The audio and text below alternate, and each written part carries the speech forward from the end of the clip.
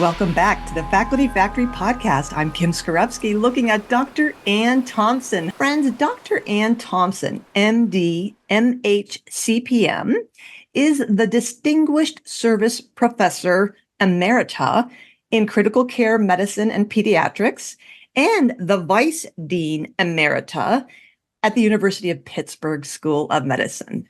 And let me tell you about Ann, because those of you who've listened to the podcast have probably heard me talk with Dr. Joe Losey at Pitt and heard me kind of rave about Pittsburgh and Pitt. I did my second master's, the master's in public health in the University of Pittsburgh. I'm an Erie, Pennsylvania girl. I'm a Steelers fan. So Pittsburgh's always near and dear to my heart. And so Joe and I were talking and he was talking about Ann. And I got to say, Dr. Ann Thompson I'm just so humbled. She was one of the original Patreon supporters of the Faculty Factory podcast. As you know, we are a community sharing tools to build leaders. And she was at the very beginning of this, supported us, supported this whole effort. And somehow when I talked to Joe, and I reached out to Ann and said, thank you so much for supporting the podcast. You're so wonderful. And let's get you on. And of course, she was very humble and said, no, I don't really have anything to share in the podcast. I like listening to it, but I finally got her to be here with us today. And let me just tell you a little bit more about her, other than being an emerita. I think she's been at Pitt for more than 35 years at least. But Dr. Ann Thompson she talked about being studying and learning from and standing on the shoulders of giants of the earliest pediatric intensivists. She calls herself a next generation pediatric intensivist. She was among one of, if maybe not one of the first women in pediatric critical care. She's definitely a leader in pediatric critical care medicine. And in fact, Dave Nichols has been known to refer to her as the mother of us all, because she's just such a caring, giving, generous person. And so she has that tag of being known as someone who is one of the founding women in the field. She's a strong advocate for women, has a real solid reputation for supporting diversity in Pittsburgh. And what I love about her is she talked about her joy in connecting with families and working with families over her career. And she puts this under the umbrella of building and supporting teams. We were talking about her practice and how all her years of taking care of patients and how she really finds such tremendous fulfillment in working with families in this system-wide kind of process. And how she's also known for teamwork and facilitating and collaborating and building teams and ensuring team success, not only in her intensive care unit work, but also in faculty affairs, where served as vice dean. How long did you serve as vice dean, and before becoming emerita? About 10 years. So, a decade. And so I was, talking with her and I said, oh my gosh, Ann, I coach so many faculty members now, and we know one of our leadership competencies and all the leadership programs we teach is around team building. And we've not done too much on the podcast about that. So I invited Dr. Thompson to kind of share some stories about how she's earned this reputation of being a team builder, facilitator, leader, and what she can share with us about what are some tips how to do it, how to watch for signs when things go a little bit haywire, and how to kind of bounce back. So I'm going to stop talking and let Ann Thompson educate us about building and supporting teams. So what do you have for us, Ann? Thanks again for being here. Thank you for this opportunity. As you said, that this is something that makes me a little uncomfortable always, but here we are. When I think about my career, which I just celebrated my 50th medical school reunion. 50 years, half a century, just pretty amazing. And when I think about how much pleasure I've had in those years with two in many ways, very different jobs, but with some really interesting similarities that I'll try to talk about a little bit. Um, I'll start with my years as the division chief of pediatric critical care at Children's Hospital of Pittsburgh.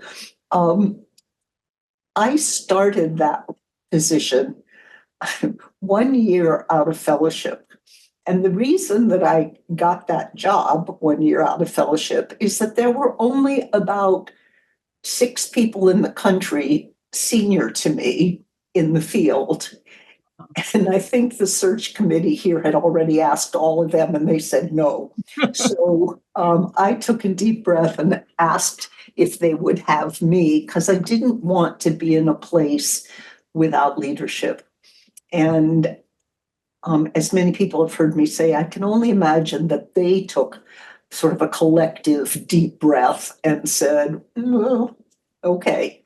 Anyway, I had, if you will, the good fortune of landing in a place that had begun some years earlier with a very good ICU, but somehow had fallen into disrepair. And I never fully knew the story about that. But in any case, I walked in at a time when they knew the system needed repairs. And on top of that, Tom Starzl, the founder of liver transplantation, had arrived in the institution about 5 or 6 months earlier. And so things were happening. And so I think the first thing I learned was that recognizing that the institution knew that it needed change and was probably more open to it than they would have been any other time in history, meant that it was a time for building that was really quite extraordinary. I also had the good fortune of taking on the position when there was a brand new nurse leader.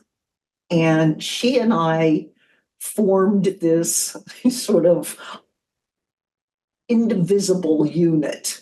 And although we had to go different routes in requesting things, we always knew that the other person was either requesting the same thing or requesting their piece of the same project. And so we were, divide and conquer couldn't happen. And just that was really the beginning of my idea of the importance of working closely with someone whose work was just as critical as mine. And if we weren't working together, we wouldn't get anywhere.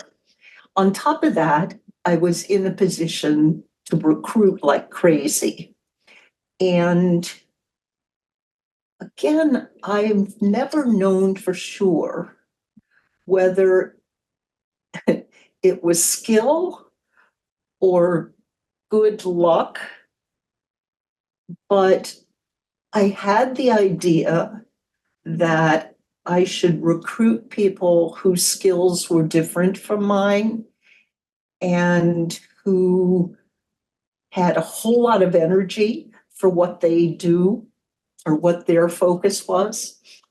I took advantage of some very important people here in the institution on the adult side, and managed to recruit 2 more really excellent people from outside. Oh, and I should have said at the beginning that there was one person already here, and he was really a terrific clinician. Anyway, somewhere along the line, I read or, I don't know, learned that advice was to recruit colleagues who are better than you, give them, agree on goals, and then set them free. And I took that quite seriously. And as a result, we had 4 of us at that point who each had a very different focus.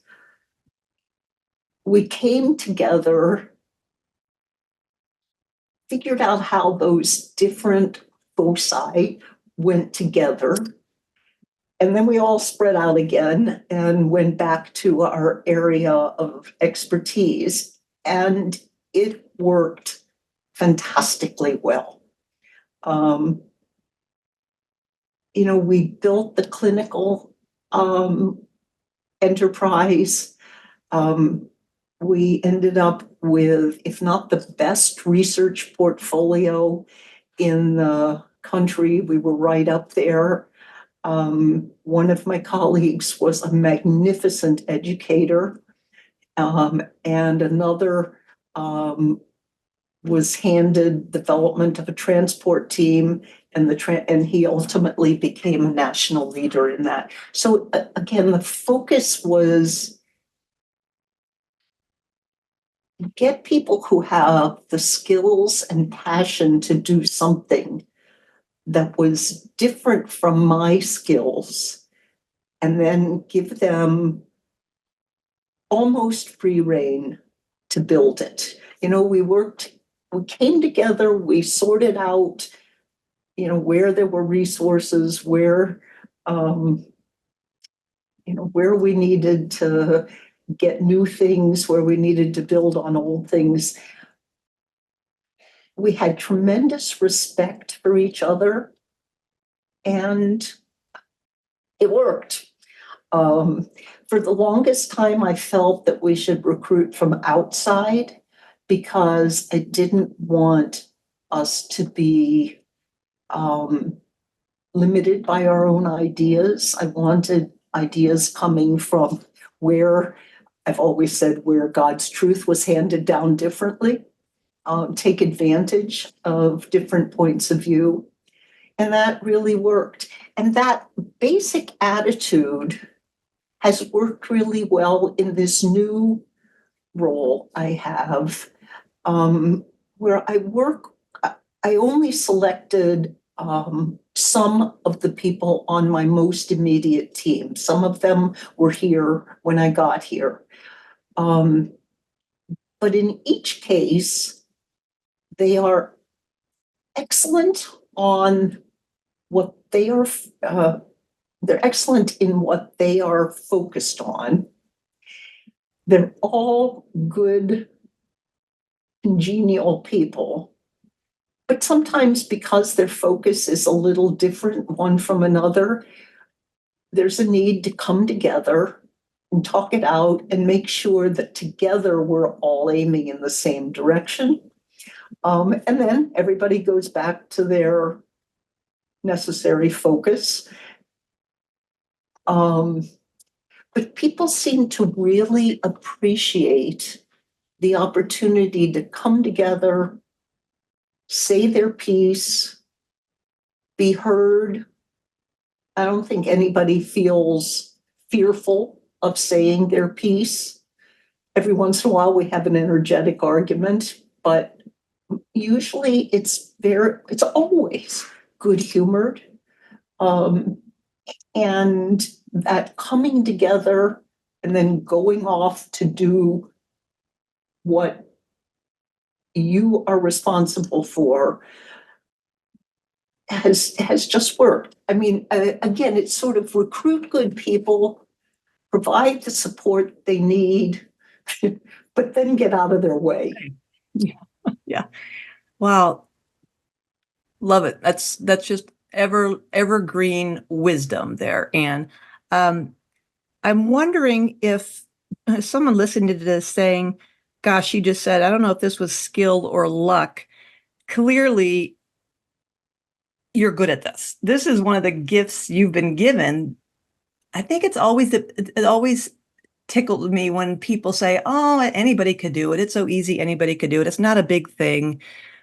Or you learn after talking with someone for a long time, they'll just kind of on the side, just kind of casually mention something that they do. And you say, oh my gosh, that's extraordinary. And they go, nah, meh, not a big thing. It's those things that are innately, they're put in us, they're seeds planted in us. Those are gifts and talents, treasures we've been given before we even popped into the earth, that it seems so easy to us and seems so not a big inconsequential because it is a gifting. And so I want to always make sure people realize that, gosh, don't underestimate an activity, a thing you do, a product you create, an energy you facilitate because you think it's so easy. That's your talent. So for people who are listening to this going, she makes it sound effortless, and she makes it sound like maybe it was just she happened to luckily find these people who have differential skill sets and who have that energy and who enjoyed the convening and reminding themselves of the unified mission and then going off and doing their own thing independently. But where could we maybe, since this is so natural to you because it is just a gift, can you envision or see, or are you reminded of a circumstance when you've seen bad teams or maybe divisions or departments who've tried to do this thing, or new centers who try to recruit and build and grow, and yet it goes wonky and it goes south, or it doesn't work, or there are problems? Would that be a way to like juxtapose your hugely successful enterprise at the division with something that's not successful? I'm trying to find like those little pearls that someone could go, well, how do I know if this is going to be a successful? That's that is a challenge for me. I think I said to you earlier, I do always think of it as, somewhat lucky. You could argue that part of it is looking at sort of what is in front of you and deciding to grab a good opportunity. I mean, the fact that it's in front of you is luck. Deciding to grab it is maybe that's a skill. Because a bunch of things have happened in my experience, and I think that's good. The other thing that I will say is, to this day, I often sit with my team and think, am I adding anything here? What exactly is my contribution? We talk a lot about junior faculty, medical students, graduate students feeling like imposters. And all I can say is, I've now formally retired. And my ability to think of myself as an imposter has been enduring. Okay, well, I've learned to live with it. Maybe that's one thing about teams that work and teams that don't. If you feel like you have to prove yourself, or if you have to demonstrate that you deserve this leadership, I think you run the risk of getting in people's way, of not giving them the room to build and grow. And I think when I think about teams that haven't worked, rather often it's because a leader who's in competition with their team members, and still, still sufficiently insecure and unable to put that on the back burner.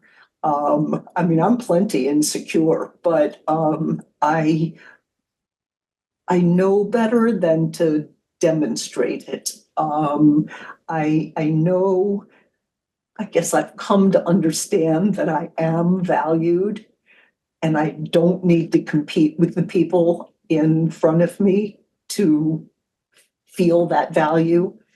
I think even when you have a different idea from someone else's idea, making it okay for them to put their idea out there and argue it, just has to be safe. And if people, I think the teams I've known that haven't worked have told me things like, I disagreed with my chief about this, and we had an argument, and now he's not talking to me. Or I feel like I'm losing the right to proceed as I think we should. I mean, this sense that an argument is a bad thing. I think, frankly, that's something our whole society is struggling with right now. How in the world we can have disagreements and walk away from them still liking each other, still supporting each other. Stability, yeah. Oh, and this is your discernment is so profound to me. When you were talking about your being a leader who's not in competition with the team members, I also heard the fact that when you put your teams together, you purposely sought out individuals with different skill sets. So right off the bat, diversity in its broadest sense, heterogeneous, and you obviously set a tone. It was either overt or covert. It was either explicitly stated or implied that each of you is unique. You are valued. You are here already. You do not have to do anything to prove your worth of being here in this division. So I'm hearing that I guess the culture, the ethos that you're bringing to teams is, first of all, looking for the heterogeneity and then equipping team members with resources, getting out of their way, and then that whole convening that have that sensibility of bringing people together, not only celebrating differences, but reminding each other of the mutual gain and the central mission and vision. Whereas if you work or build teams where, I'm thinking like a business or some of these, cutthroat, what's that thing on Netflix, whatever that series, Suits. It's about attorneys, and it's all like they're competing. Who's going to get the client? Who's going to do the most sales? Who's going to bring the most money in? If you are in an environment, and it could be in academia as well, who's going to write the most papers? Who's going to get the most grants? Who's going to generate the highest RVUs? Who's going to get the OR time? If we set up an environment where meetings start with the report card of who is the favored child today, and pitting an environment where you're pitting people against each other, competitive, and the idea that if you don't produce, if you don't publish, you'll perish. If you don't demonstrate your value, you're going to be kicked off the island. That inherent, or if you're going to gun for my job, I'm going to sabotage you. So you don't, all that kind of nasty conflict, that kind of an ethos will obviously set up a team for failure. It's like those survivor of those TV shows where people are literally, very strategic and manipulative, and they have all these motivations to win. If we win versus individually, then it's to everyone's benefit. If it's the rising tide raises all ships kind of concept. So I think I'm getting from you that those principles of how you built your teams, call it just, luck, but I think it's called a part and parcel of who you are. Is you're obviously a great facilitator and a convener, and you've said the word safety a number of times. So you're definitely have the sensibility of people, and I imagine your families feeling safe to ask questions that they feel might be silly questions, or to demonstrate their fear, or to put ideas out there in the faculty realm, or to dissent and know that they won't be criticized or booted off or have any negative repercussions about that. Those are really strong values that speak to me about why your team was so successful. Well, one of the things that I mentioned that advice about, recruit people who are better than you, and give them resources and set them free. There was a talk that I think whoever gave it, and then it was published. I think this person was becoming president of the Society of Pediatric Research. I cannot find it again.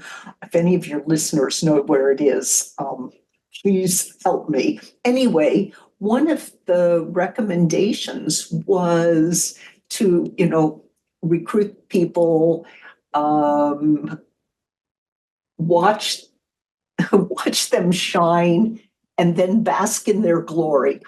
And, I didn't get that for the longest time. But then I came to understand that when the people you work with do well, it reflects back on you, even if you had nothing to do with the specific project. And realizing that it is very gratifying. Yeah.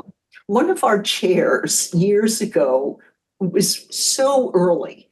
I told him about one of our fellows who got actually the first big grant for anybody in our program. She was, I guess, probably in her last year of fellowship, and I let the chair know about it, and he immediately sent her a message about this excellent accomplishment. At the same time, he sent a message to her mentor saying, "Thank you for your mentorship. I wish all of our collaborations were as productive." And then he sent me a message saying, "Congratulations for developing an environment or supporting an environment where someone like this fellow could thrive." Mm. And I thought, until that moment, I just viewed it as their accomplishments. And he was quick to give me a piece of credit too. And I have done my best when, there are these cool things that happen to make sure that I let people core and surrounding know about their value. I know that one of my other colleagues learned from that. The two of us were really thrilled and educated by that. It was really very nice. Oh, Ann, I love it. So, all right, friends, anybody, we have a chore here. Anybody in pediatric critical care, intensivist medicine heard that talk about basking in the sunshine and the glory of our accomplishments of our colleagues? That is such an important, easy reminder for all of us. Regardless of you have a formal fancy pants title, or if you're in the clinic, in the classroom, on a Zoom, the moment where we can just pause and begin meetings. We do this in our leadership programs all the time with a moment to acknowledge celebrations and successes, because academic medicine is tough and we're getting rejected and bad news all the time. The grants don't get funded, the papers don't get published, the patients don't thrive. Staff, we're not getting along. There are always problems. And we're fixated on those problems. You'll get, as an educator, you'll get 50 student reviews and evaluations that are fabulous, and you get that one, just one, and then we fixate on that one thing, don't we? So we're so focused on negativity and bad news that just a little easy mind shift to celebrations and joyful things and things that delight us. And everybody has something. If you don't have a paper you're working on, you submitted, a grant you've uploaded, a great patient encounter, wonderful experience in the classroom or doing rounds, those moments to remind ourselves and reflect on the celebrations, like you said, Ann, you said it so well, that it's not, you're not setting up a competition. Hey, I'd like to start this meeting off by acknowledging, Joe just published another paper, got another grant, way to go, Joe. And then the other people are murmuring, oh, that Joe. No, it's rather we all celebrate because this makes all of us look good. And the fact that Joe could do that work is a testament to the leadership providing the space, the creativity, the resources, the environment that supports that work, that acknowledges it, supports it, rewards it, and then sets a tone and sets a practice that this can be done. We role model this. This is how you do it. And it inspires and encourages each other. So I love, Ann, how you've distinguished between, it's not acknowledging the successes and rewarding the successes and celebrating to place one over another, rather communally, that this is something we as a family celebrate. When someone in the family graduates from college, it's not like, oh, that college graduate.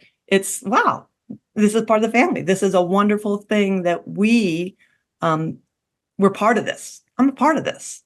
I'm a part of this. Oh, are you part of the shop? Yeah, that's me. I work there. I know those people. They're my friends. They're my colleagues. It's beautiful. I love how you do that, Ann Thompson. Let me just add one thing though. As I was listening to you, I was thinking, it sounds a little like it's just us. And one of the, we all work in big systems, or almost all of us do. And I have worked hard, not always successfully, to not set up an us-them.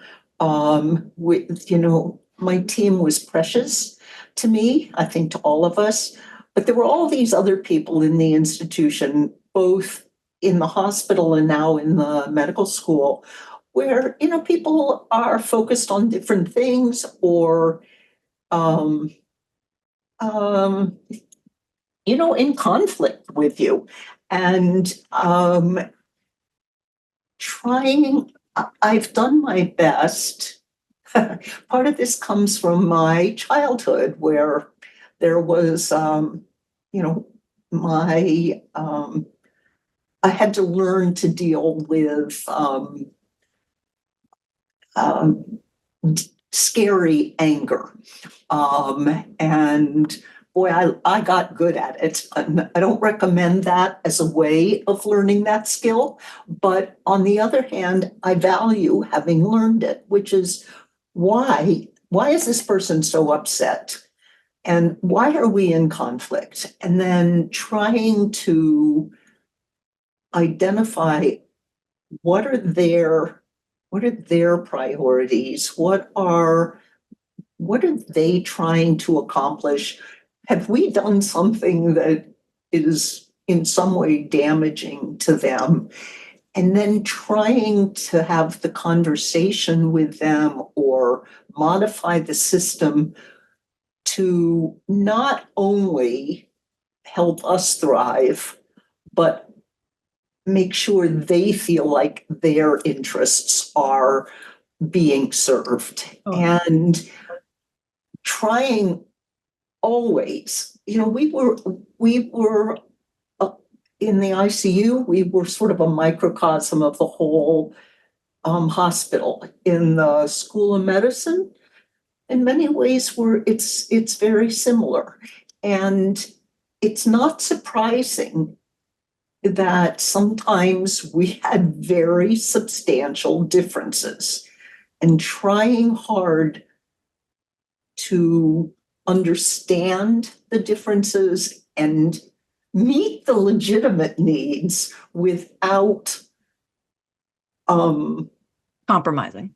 getting in the way of our own goals or the patient goals or the student goals had to be a priority. And I think it was something that we worked at pretty hard, partly because it was such a priority for me. That's a great clarification. I'm glad you brought that up, Ann. When we are in conflict, that we're not an island. So the teams in which we work or that we lead are always in these complex, highly matrixed organizations that sometimes will be in situations where we are in direct competition with other groups. I'm thinking of so many of our faculty members who are trying to grow their practice, or divisions trying to get more OR time. That doesn't just happen magically. If you're going to get more time or more patient blocks, you're going to get more money, but that's coming out of somebody else's time. That OR time's coming out of somebody else's schedule. They're also trying to generate patients, but it's a constant, we need to see more patients. We need to grow the revenue. We need to grow the practice. Well, how can you grow the practice if you don't have the resources? How do you have the resources if you don't have the money? It's that constant battle. And yet what you're pointing out, Ann, is that awareness of, okay, politics. What are people's motivations? What are their needs? What are their gaps? Why this anger? Why are we sensing that, I'm sensing the temperature in here just dropped. I'm observing there's something going on here. I'm curious. What's happening? What is happening that this doc just called me up in the middle of the night, screaming at me because a patient, this, that, or the other. What is happening here? They did not set out to go to work that day and knew that they were going to call me in the middle of the night and wake me up and yell at me. That was not their intention that day. Something has happened, or something has happened that division is now mad at our division. And what's going on here? And that moment to not personalize things, to recognize conflict when it's starting to peek around the corner, or certainly when it smacks you right in the face. Why? And not personalizing it, and trying to understand motivations and seeing where, as you pointed out, where can we come together, collaborate, compromise? When is it appropriate, and how much do we give at what point, so that nobody is compromising on their values or their mission? And then I imagine, Ann, knowing you, that you would be one of those, again, a great gift to those conflict situations where, just as you said in your own teams, you remind people, what is the mission? Why are we here? What are we doing here in pediatric critical care? What is our division going to do? The same way, what are we doing in the School of Medicine? What are we doing in the hospital? Let's just remind ourselves, tensions are high here. People are getting, emotions are hot here. The temperature's up. Let's remind ourselves why we're here. It's about the patient. We all just want to do a good job. We all want to do our best work. What's happening here? Let's figure this out. The cooler heads prevailing. I can just almost hear you with your beautiful, warm, calm, cadent, nice voice, just saying, okay. And people immediately feeling, all right, we've got this. Dr. Thompson, you're right. Let's figure this out. That's cooler heads prevail. I mean, that's why you're so good at this, is that is a great reminder that conflict will happen. You can oppress it, repress it, but it's going to happen, and it will likely be even worse if we don't handle it and try to understand its origins. Yeah. And it's just so satisfying when somebody who was just, fighting you just relaxes and says, "Ooh, this can work." It's just very satisfying. It is. It is. And it's tough too, because I'm sitting here thinking, oh my gosh, you're giving me such great confidence. I'm sitting with my back straight, and I feel empowered. You are empowering me to like handle these difficult situations that I know are coming up. And it's tough though. It's tough when we feel attacked, we feel threatened, or we sense that someone else feels unsafe and they're being attacked, they're feeling threatened. So those emotions, they're tough to kind of realize they're happening, and then learning how to manage them. Emotional regulation, self-regulation, that's a tough thing to do. And so it can be learned. We can learn how to do that better, and we can certainly look for role models and watch people like you and how you do it so well, and reminding ourselves, yes, take a deep breath. Let's just kind of sit here. Let's recenter. And maybe you need a timeout. Maybe we need to, as a team, reconvene and think about the best way to do this. But I like how you set a tone that from the beginning, building a team that has this awareness and this solidarity, a cohesive team, and recognizing that it's not going to be sunshine, lollipops, and rainbows all the time. And I hope we all know that we're not going to do group think here. We want to encourage thinking outside the box. We want to encourage that dissent. Who can be, in fact, like assigning someone, all right, we want someone to poke holes in this.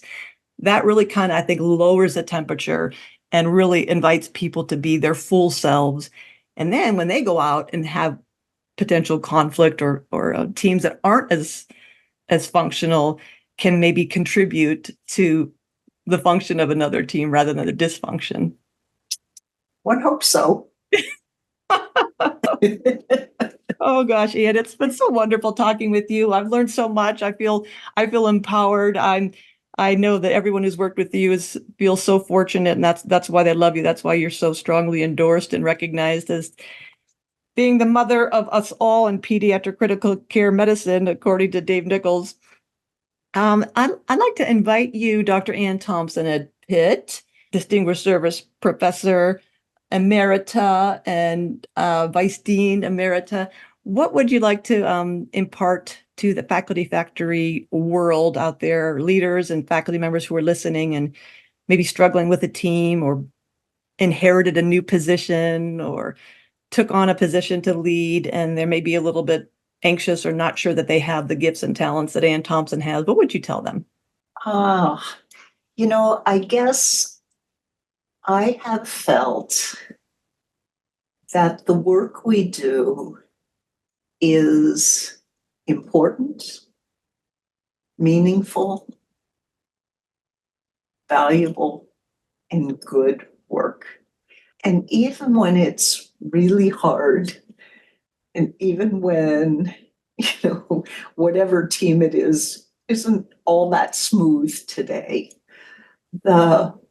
overall, I think we are among the most fortunate people in the world. And I just wish everybody the joy of coming from, or the joy of having the opportunity to do that work. Dr. Ann Thompson, thank you so much for being on the Faculty Factory podcast. You are a delight. Hi everyone, it's your podcast producer with your monthly update. Please make sure to download for free our newest Faculty Factory book, The Academic Medicine Starter Kit, Timeless Tips and Guidance for Early Career Faculty Members. More information on that is available on the facultyfactory.org homepage. In addition to that, I wanted to let you know that as of July 2024, this podcast has had more than 86,000 total downloads and roughly 12,000 total YouTube views. Facultyfactory.org has drawn more than 47,000 total web visits from users in 122 countries. We would love for you to be a guest on our show or simply share the Faculty Factory podcast to someone you think would benefit from it. Please reach out if you'd like to be a guest or to nominate someone in our academic medicine community to be a guest. Simply visit facultyfactory.org and drop us a message.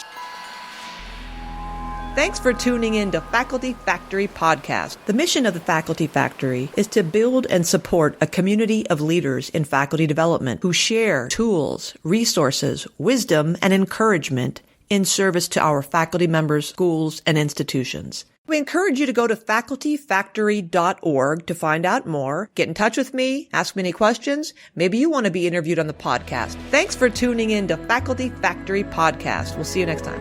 The Faculty Factory podcast and website is sponsored by the Johns Hopkins University School of Medicine Office of Faculty. For more information, visit facultyfactory.org.